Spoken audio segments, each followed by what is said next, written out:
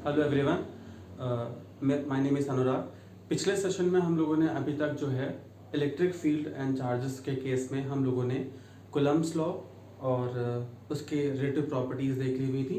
Electric field देख लिया हुआ था। अब आगे कंटिन्यू करते हैं। अब हम लोग कंटिन्यूस चार्ज डिस्ट्रीब्यूशन में हम लोग देख चुके हैं, ठीक है।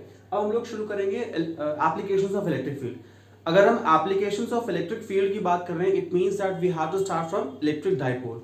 तो सबसे पहले समझ लेते हैं कि इलेक्ट्रिक डाइपोल होता क्या है। अगर किसी भी दो इक्वल एंड ऑपोजिट चार्जेस को स्मॉल डिस्टेंस के सेपरेशन पे रखा जाए तो उसे हम लोग एक इलेक्ट्रिक डाइपोल कहते हैं। मतलब जैसे कहीं पर एक माइनस क्यू चार्ज है और उतनी ही मैग्नीट्यूड वैल्यू का एक पॉजिटिव चार्ज हो और एट डिस्टेंस स्मॉल डिस्टेंस मान लेते हैं, इसकी वैल्यू 2a कर लेते हैं। अगर इतने डिस्टेंस पर रखा हुआ है तो ये जो पूरी चीज है ये itself is a system to be called as dipole, ठीक है। डाइपोल बेसिकली कोई भी दो इक्वल एंड ऑपोजिट वैल्यूज को अगर एक साथ किसी डिस्टेंस पे रख दें तो वो एक डाइपोल होता है। अब जैसे मॉलिक्यूल्स की बात करें तो वाटर मॉलिक्यूल अपने आप में एक डाइपोल है, HCl एक डाइपोल है, एथेनॉल एक डाइपोल है, एसिटिक एसिड एक डाइपोल होता है। तो बेसिकली डिपेंड करता है कि इक्वल एंड ऑपोजिट वैल्यूज अगर छोटे से डिस्टेंस पे रखा हुआ है तो जो पूरा सिस्टम होता है उसे हम डाइपोल कहते हैं। अब हम यहाँ पे बात कर रहे हैं इलेक्ट्रिक चार्ज की, तो बेसिकली इलेक्ट्रिक डाइपोल की बात कर रहे हैं तो वहां पे हमें चार्ज रखना पड़ेगा क्योंकि इलेक्ट्रिसिटी से रिलेटेड है। तो अगर कभी भी दो charges equal and opposite small distance पे रखे हुए हों तो इस पूरे सिस्टम को इलेक्ट्रिक डाइपोल कहते हैं। इसी से रिलेटेड एक चीज होती है डाइपोल मूवमेंट।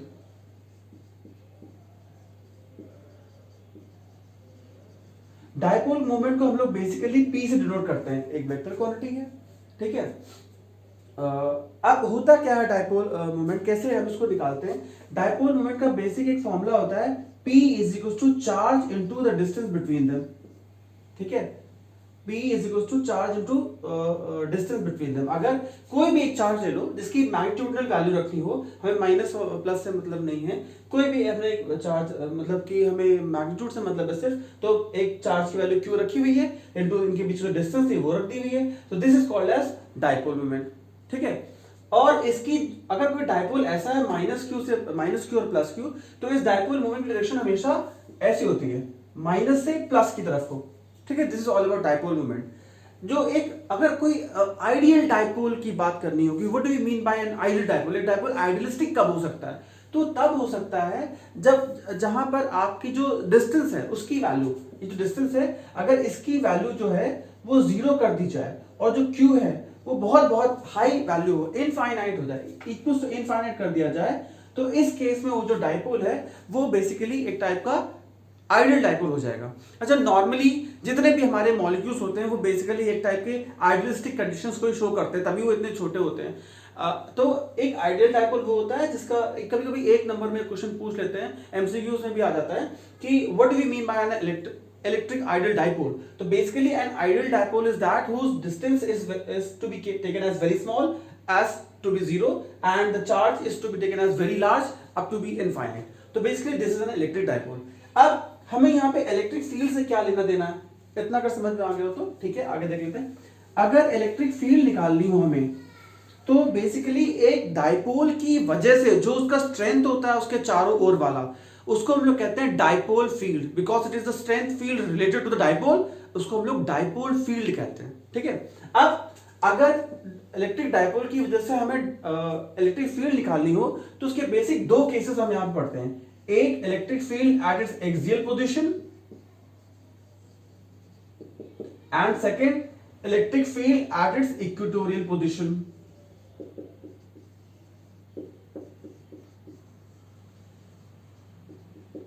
ये दोनों ही देख लेते हैं। सबसे पहले देखते हैं एक्सियल पोजीशन वाला केस। Electric field due to electric dipole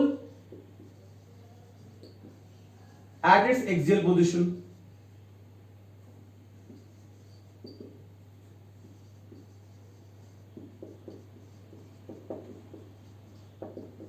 ठीक है, डायग्राम देख लेते हैं। सबसे पहले ये एक इलेक्ट्रिक डाइपोल है, ठीक है, this is an electric dipole.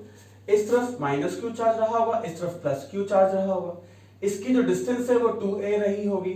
2a कहने का मतलब है अगर ये मिड पॉइंट O है तो this is distance a and this would be distance a, समझ में आ गया? अगर इसकी वजह से let we have to find the electric field due to this electric dipole at any point P at a distance r from it, ये r है इतना, हमें इस पॉइंट P पे इसकी वजह से इलेक्ट्रिक फील्ड निकालनी है। तो हम क्या करते हैं, अगर ये r है तो एक बार हमें माइनस क्यू की वजह से इलेक्ट्रिक फील्ड निकालनी पड़ेगी, एक बार प्लस क्यू की वजह से निकालनी पड़ेगी, और सुपरपोजिशन की हेल्प से हम इसका नेट इलेक्ट्रिक फील्ड निकाल लेते हैं। तो देखो कैसे निकालते हैं, electric field due to minus charge E is equals to minus q, E minus q is equals to 1 over 4 pi epsilon naught minus का q अपॉन, अगर ये यहां पे है तो हमें यहां से लेके यहां तक की डिस्टेंस देखनी पड़ेगी, तो this is r up to the centre और इतनी डिस्टेंस बच रही है, this is equals to a, तो it becomes as r plus a का स्क्वायर। अगर हम यहाँ पे यूनिट वेक्टर p लगा देंगे डायपोल मोमेंट के हिसाब से, अगर यूनिट वेक्टर लगा देंगे तो ये वेक्टर फॉर्म में कन्वर्ट हो जाएगा। हम अभी वेक्टर फॉर्म में नहीं देख रहे हैं, हमें सिर्फ एक मैग्नीट्यूडल वैल्यू देखनी है, तो हम अभी इसको ऐसे ही कर लेते हैं। ये तो माइनस क्यू की वजह से ऐसा हो गया, माइनस चार्ज की वजह से। अगर आपको प्लस क्यू की वजह से देखना हो तो E plus q becomes equals to 1 over 4 pi epsilon naught plus का क्यू अपॉन, अब देखो यहां से डिस्टेंस निकालनी है यहां तक की, तो ये तो पूरा सेंटर तक था, तो हमें यहां से a एक्स्ट्रा मिल रहा है, तो हम इसको माइनस कर लेंगे, तो इतनी डिस्टेंस कितनी हो जाएगी, r माइनस a, तो it becomes as r minus a का square. This is second position, second equation. तो basically we had just obtain the electric field at this point, at point P due to minus q and at point P due to plus q, ये हो गया। अब bye superposition हम लोग net electric field निकालते हैं। Net electric field कैसे निकालोगे, E is equals to plus q plus E is equals to minus q. आप वैल्यूज पुट अप कर लीजिए, तो ये हो जाएगा 1 over 4 pi epsilon naught, bracket के अंदर कॉमन ले लेते हैं क्योंकि दोनों में इक्वल था, प्लस क्यू की वजह से क्यू भी आप बाहर ले लो, 1 over r माइनस a का होल स्क्वायर और फिर minus of 1 over r plus a का whole square.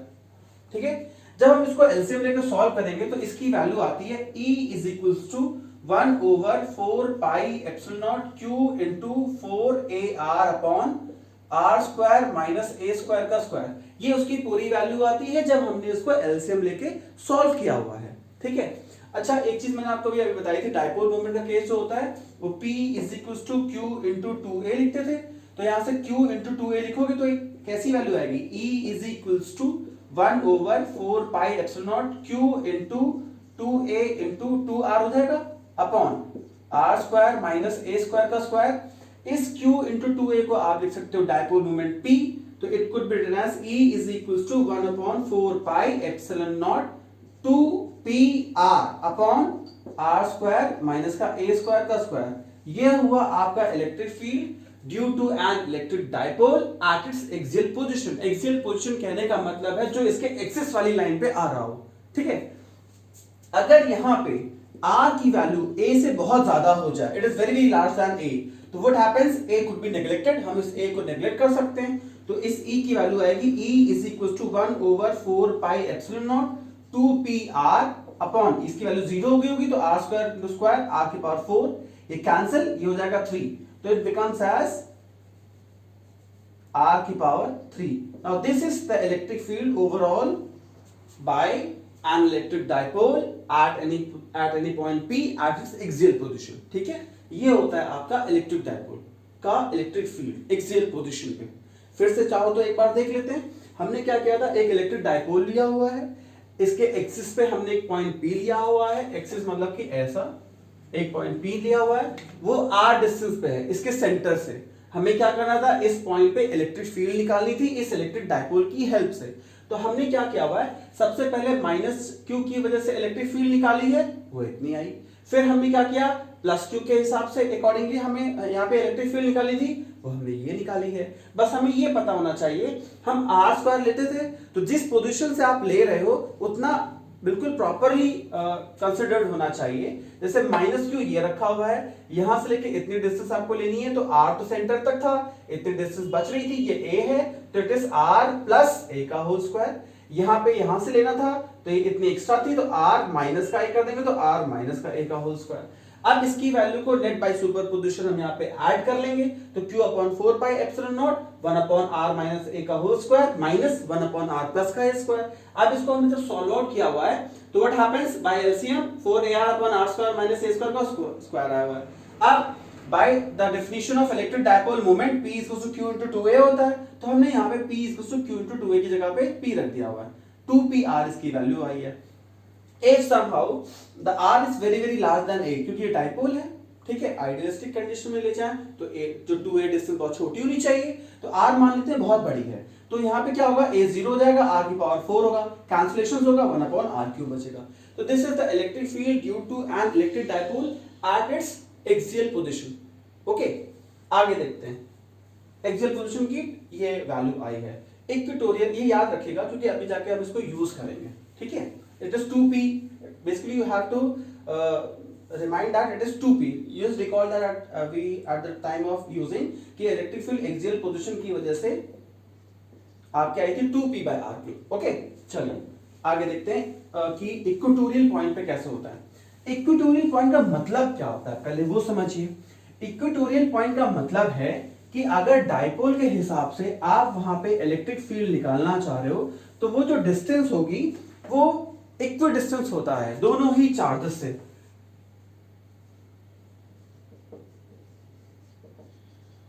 Electric field due to electric dipole at its equatorial position. चलिए इसको देख लेते हैं, इसका डायग्राम जरा समझिएगा। ये एक इलेक्ट्रिक डायपोल है आपका, -q एंड +q। सी ऐसा कोई बॉक्स नहीं होता है, ये बॉक्स हम लोग सिर्फ कंसिडरेशन के लिए बना रहे हैं, ऐसा कोई बॉक्स नहीं होता है। -q एक चार्ज रख दो, +q एक चार्ज रख दो, दोनों के बीच की डिस्टेंस होगी कुछ, बस वो अपने आप में फोर्सफुली अट्रैक्टेड हो या फिर कॉन्टैक्ट में हो, कंबाइंड हो, तो वो एक डायपोल कंसिडर्ड हो जाता है। It is basically system. तो ये बॉक्स ऐसा कुछ नहीं होता, ये सिर्फ हम लोगों ने कंसिडरेशन के लिए दिया हुआ है। जो एक डायपोल है, इलेक्ट्रिक डायपोल, इसकी डिस्टेंस 2a होगी, ये इसका सेंटर है। हमें इसके किसी भी इक्वेटोरियल पोजीशन पे आपसे इससे इलेक्ट्रिक फील्ड निकलवानी है, तो हमने क्या किया, एक पॉइंट यहाँ पे P लिया हुआ है। अब ये डिस्टेंस r पे है, this is distance r from where, from the centre of the dipole. तो you can say as we have to obtain or calculate the electric field at point P, that is an equatorial point due to electric dipole। ठीक है, अब देखो ध्यान से देखिएगा, ये +q charge है, इसकी वजह से अगर कोई यहाँ पे इलेक्ट्रिक फील्ड लग रही होगी तो ऐसी लग रही होगी बाहर की तरफ को, तो this would be E plus of Q। ठीक है, अगर ये माइनस है तो इसकी तरफ को अट्रैक्ट हो रही होगी ऐसा, तो दिस इज माइनस का Q। ठीक है, इतना क्लियर। अब एक चीज और आप समझिए, जब रिजोल्यूशन बताया था, अब यहाँ पे पहले वेक्टर एडिशन देखिए। We are having a coinitial vectors. Coinitial vectors मतलब पहले आपको बताया गया होगा, 11th क्लास में आपने पढ़ाई होगा कि कोइनिशियल वेक्टर्स वो वेक्टर्स होते हैं जो किसी भी एक पॉइंट से एक साथ स्टार्ट होते हैं। तो यहाँ पे लॉ ऑफ पैरेललोग्राम एडिशन की हेल्प से ये इसका रिजल्टेंट आएगा। ठीक है, अब रेजोल्यूशन करते हैं। ये रहा E का +q ऊपर की तरफ को जा रहा है, if this is angle theta तो ये भी थीटा हो गया होगा। अब इसको हमें रेजोल्यूट करना है, तो मतलब एक सा रेक्टेंगुलर कंपोनेंट ये आया और एक ये आया। अब थीटा इधर है तो आपको पता होगा this would be E cos of theta. अगर आपको ये रेजोल्यूशन समझ में ना आता तो आप कमेंट बॉक्स में मुझको लिखेगा, तो मैं आपको फिर वहां पर ये रेजोल्यूशन अलग से बताऊंगा। तो E cos थीटा हो जाएगा, it becomes as E of sin theta. ठीक है, ये +q की वजह से। ओके, और वैसे ही अब ये रहा एक कंटेंट आपका -q। अब अगर इसको रेजोल्यूट करेंगे तो आप देखिए ये भी थीटा हो गया, अल्टरनेट इंटीरियर एंगल में ये भी थीटा हो गया। इसका रेजोल्यूशन कैसे आएगा, एक रेक्टेंगुलर कंपोनेंट ये और एक रेक्टेंगुलर कंपोनेंट ये, तो it becomes as E of minus of q cos theta, और यहां पे होगा E of -q sin theta. ठीक है, ये है इसका प्रॉपर डायग्राम। आप फिर से समझ लीजिए एक बार। एक इलेक्ट्रिक डायपोल है, we have to find the electric field at point P at in distance r from it। P is equatorial position, means equal distance from this +q and equal distance from this -q। आपको यहाँ पे electric field निकालनी थी। हमने क्या किया है, पहले देखा कि इसकी +q की वजह से इलेक्ट्रिक फील्ड कैसी है, ऊपर हो गई थी, उसको रेजोल्यूट किया +EQ sin थीटा में और EQ cos थीटा में, बिकॉज दिस वाज थीटा। और ये वाला EQ इसकी डायरेक्शन नीचे की तरफ को है, तो इसको हमने रेजोल्यूट किया E -q में और E +q में, E -q sin थीटा और E -q cos थीटा में। Now this would be giving the resultant, because by law of parallelogram addition ये हमें यहाँ पे रिजल्टेंट दे रहा होगा। अब देखिए फिर से हम लोग वैसे ही करेंगे सब। अगर E प्लस क्यू के हिसाब से निकालोगे तो E by plus Q it would be 1/4 pi epsilon naught Q upon plus का। अब देखिए हमें इसकी वजह से इस पॉइंट में निकालना है तो we have to see this distance. ये डिस्टेंस जो डाइपोल से है ना, इस पोजीशन से डिस्टेंस कैसे निकालोगे? ये r है, this is a and this would be under root of r square plus a square by Pythagoras. तो ये हो जाएगा under root of r square plus a square का स्क्वायर, r स्क्वायर डिस्टेंस होती है तो ये रूट और स्क्वायर इसे कट कर लेगा, तो now it will become as r square plus a square. Clear? ऐसे ही अगर माइनस क्यू के हिसाब से निकालोगे तो according to minus Q charge electric field would be 1/4 pi epsilon naught minus का Q upon r square plus a square, क्योंकि जितनी वैल्यू वो है उतनी वैल्यू ये भी होगी क्योंकि इक्वल डिस्टेंस पे रखा हुआ है। अच्छा एक चीज समझ लीजिए, ये इक्वल पोजीशन पे है, डिस्टेंसेस भी इक्वल थी तो मैग्नीट्यूडल वैल्यू तो इक्वल ही होगी। तो let e plus q and e minus q would be equal to e मान लेते हैं। ठीक है, तो अगर हमें टोटल ओवरऑल E निकालना हो इस पॉइंट P पे तो it would be E is equal to E of एक बार प्लस क्यू की वजह से था प्लस E ऑफ एक बार माइनस क्यू की वजह से था, दोनों ही E के इक्वल हैं तो it becomes as 2E cos of theta. Sorry फिर से लिख लेते हैं एक बार से। एक बार यहाँ पे हमारे पास वैल्यू आ रही नेट E निकालने के लिए E plus q cos theta वाला केस और plus E minus q cos theta वाला केस। अगर हम दोनों को अगर E क्यू और E माइनस क्यू दोनों इक्वल E मान ले मैग्नीट्यूडल वैल्यू में तो it will become as 2E of cos theta. Clear? अब यहां पे हम करेंगे क्या, E की वैल्यू पुट अप कर लो कोई भी एक E, तो it will become as 1/4 pi epsilon naught Q upon r square plus का a square into cos theta. cos theta की वैल्यू यहां से क्या आ रही होगी बताइए? बेस अपॉन हाइपोटेनस, तो इट वुड बी कोई भी एक छोटा सा triangle a upon under root of r square plus a square, तो यहां हम लिख सकते हैं r square plus a square की पावर 1/2। ठीक है, दिस इज 1/2। तो अगर हम इसको प्रॉपरली लिखेंगे तो हमारी वैल्यू क्या आ जाएगी? E is equals to 1/4 pi epsilon naught, ये ऊपर 2 भी लिखा हुआ है, into Q into a upon r square plus a square की पावर 3/2। यहाँ पे एक 1/2 ये है, एक 1 ये है, दोनों को ऐड कर देंगे तो हो जाएगा 3/2। अब अगर हम इसकी वैल्यू निकालें तो it would be E is equals to 1/4 pi epsilon naught Q into 2a, हमने इसको रीअरेंज कर लिया है, r square plus a square की पावर 3/2 ऐसा हो जाएगा। अब हम क्या करेंगे, इस Q इंटू 2a को डायपोल मूवमेंट के फॉर्म में लिख लेंगे तो it will become like this.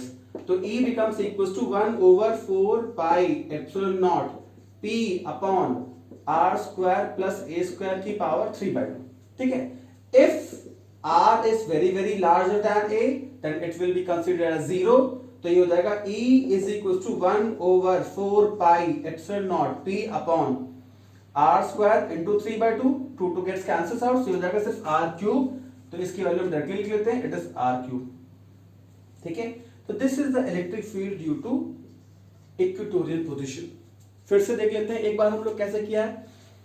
हमने सबसे पहले डायग्राम देख लीजिए, this is an electric dipole. ठीक है, minus Q plus Q at a small distance 2a। Let we have to find the electric field at point P equatorial position पे at distance r from it. तो अगर हम इसकी वजह से electric field निकालेंगे तो E प्लस क्यू ऊपर को जाएगा, हमने इसको रेजोल्यूट किया रेक्टेंगुलर कंपोनेंट्स में, this is E q sine theta, this is E Q cos theta. ऐसे ही माइनस क्यू की वजह से निकालेंगे तो नीचे को आएगा, इसके रेक्टेंगुलर कंपोनेंट्स ऐसे बनेंगे, theta again by alternating angle, it is E minus Q cos theta, it is E minus Q sine theta. अब रिजल्टेंट दो तरीके से निकाल सकते थे, इन दोनों को ऐड करके और E क्यू साइन थीटा और E minus Q sine theta को ऐड करके। ये दोनों सिंगुलर डायरेक्शन में थे, सेम डायरेक्शन में थे, इसलिए दोनों ऐड हो गए थे। आगे जाकर के हम देखेंगे E क्यू साइन थीटा ऊपर को है और E q sine theta minus वाला नीचे को है, means they are having opposite directions. तो मैग्नीट्यूडनल वैल्यू सेम होने के बावजूद अगर डायरेक्शंस ऑपोजिट है तो इट विल कैंसल आउट, इसीलिए वर्टिकल कंपोनेंट्स हमारे यहाँ पे जीरो हो गए थे, इसलिए हमने हॉरिजॉन्टल कंपोनेंट लिया था। ठीक है, अब हमने क्या किया, सबसे पहले E ऑफ प्लस क्यू निकाला है, तो 1/4 pi epsilon naught Q upon r square plus a square था। फिर हमने E ऑफ माइनस क्यू निकाला तो ये भी 1/4 minus q upon r square plus a square था। अब मैग्नीट्यूडल वैल्यू ई की सेम है तो मैं ई लेट कर लिया, फिर resultant value E plus Q cos theta ये वाला और E minus Q cos theta ये वाला, दोनों को ऐड करा वैल्यू रख के कॉस थीटा की वैल्यू पुट अप करी, सॉल्व किया, 2q into a लिया और फिर बाद में हमें वैल्यू क्या मिल रही है this, and finally if r is greater than a then we will get this. So this is electric field due to an electric dipole at its equatorial position. I hope ये समझ में आ गया होगा, ठीक है। अब इसके बाद जो चीज याद करने के लिए कही थी वो देखते हैं फिर से।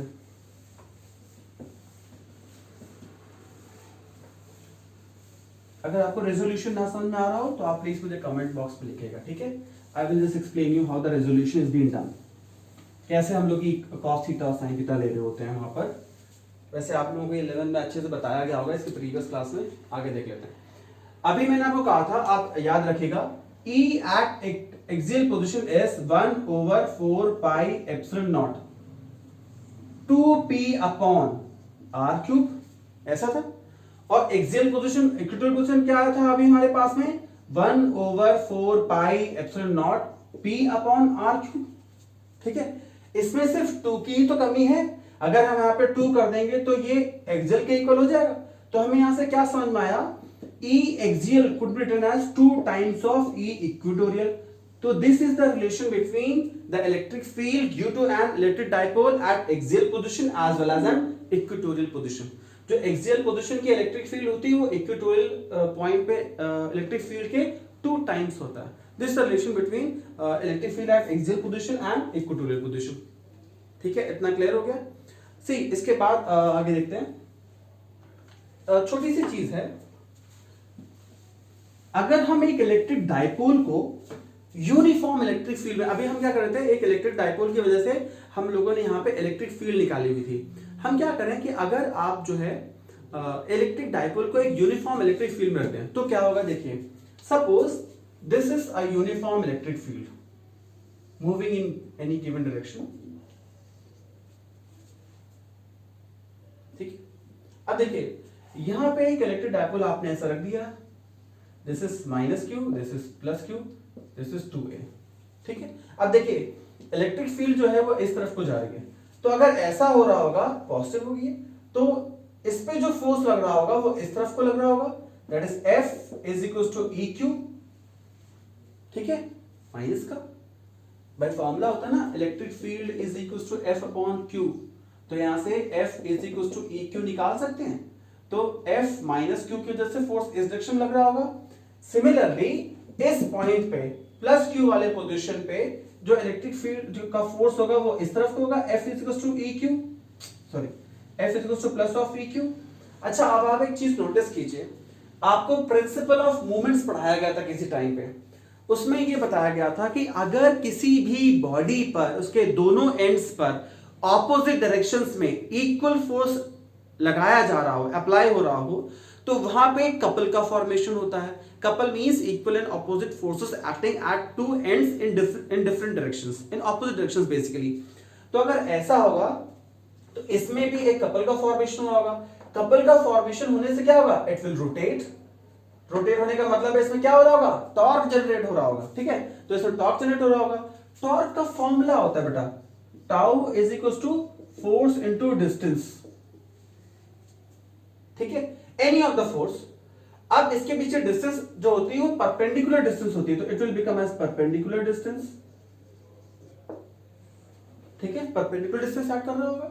परपेंडिकुलर डिस्टेंस मतलब कि एक फोर्स ऐसा जा रहा है और ये फोर्स ऊपर जा रहा है, इसके बीच का परपेंडिकुलर डिस्टेंस ये रहा, ये एक राइट एंगल ट्रायंगल बन गया है अपने आप में, आप देख लीजिए कि राइट एंगल ट्रायंगल है, ठीक है। तो अगर ये है ये आपका परपेंडिकुलर वाला केस है तो इसकी वैल्यू हो जाएगी 2a sin थीटा, ठीक है। इसकी वैल्यू 2a sin थीटा कैसे आई है, सी परपेंडिकुलर का फॉर्मूला होता है, सॉरी sin थीटा का फॉर्मूला होता है sin theta is equal to perpendicular upon hypotenuse. तो परपेंडिकुलर का क्रॉस मल्टीप्लिकेशन में आएगा हाइपोटेनस इनटू sin थीटा। यहाँ पे हाइपोटेनस 2a है तो परपेंडिकुलर वैल्यू आ जाएगी 2a sin थीटा। इस हिसाब से इसकी वैल्यू 2a sin थीटा लिखी हुई है, ठीक है। तो टॉर्क की वैल्यू, अब यहाँ पे पहले फोर्स भी एक बार देख लो, अगर नेट फोर्स निकालेंगे तो वो कैसा आएगा, एक F चल रहा है प्लस Q का उस तरफ को, F is equal to QE, positive manner में, और एक माइनस क्यू की तरफ चल रहा है नेगेटिव डायरेक्शन में। अगर नेट फोर्स निकालोगे तो क्यू ई और माइनस का क्यू ई हो जाएगा, इट गेट्स कैंसिल, तो नेट फोर्स जीरो हो जाता है। वो इसीलिए इसमें टॉर्क लग रहा होता है। अगर इसमें कोई दूसरा फोर्स लग रहा होता ना, तो बेटा फिर ये मूव कर रहा होता, फिर यहाँ पे एक जगह रोटेट नहीं करता, ये रोटेट भी करता है और आगे मूव भी करता है। ये डिपेंड करता है कि किस टाइप का कितना फोर्स लग रहा है, तो वो बाद में डिस्कस कर लेंगे। तो यहाँ पे F0 हो गया, इसलिए इसमें कपल प्रॉपर है, ये प्रॉपर टॉर्क में रोटेट करेगा। F की वैल्यू क्या है, कोई भी एक वैल्यू रख लीजिए, प्लस का या माइनस का, हमें मैग्नीट्यूड वैल्यू चाहिए, इट इज QE, और परपेंडिकुलर डिस्टेंस क्या है 2a sin थीटा, तो it is 2a sin theta. तो आप इसको क्या लिख सकते हो, Q into 2a E of sin theta. इसकी वैल्यू क्या है, it is dipole moment, it could be written as P, तो it is PE sin theta. ये होता है आपका टॉर्क, ठीक है। अब if theta becomes equal to 90 degrees, तो साइन टाइम टी की वैल्यू 1 होती है, तो tau becomes equal to PE। ये होता है maximum torque. Maximum torque could be obtain when the angle becomes 90 degrees. देखो अगर ये ऐसा हो जाए तो मैक्सिमम फोर्स लगेगा, इसको इधर को इसको इधर को, ये ज्यादा जोर से रोटेट करेगा। अगर ऐसा होगा तो इक्वली लगेगा लेकिन उतना नहीं, ठीक है।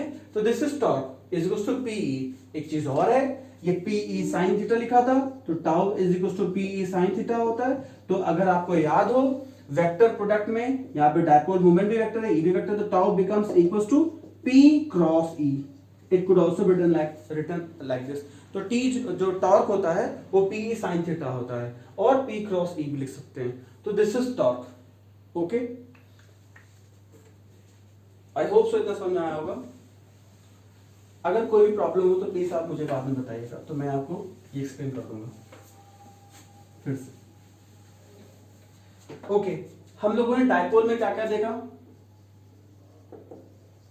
डायपोल में देखा electric field eight axial position, electric field at equatorial position, dipole की वजह से टॉर्क, एंड एक छोटी सी चीज और होती है डायपोल की वजह से, वो होती है उसकी पोटेंशियल एनर्जी।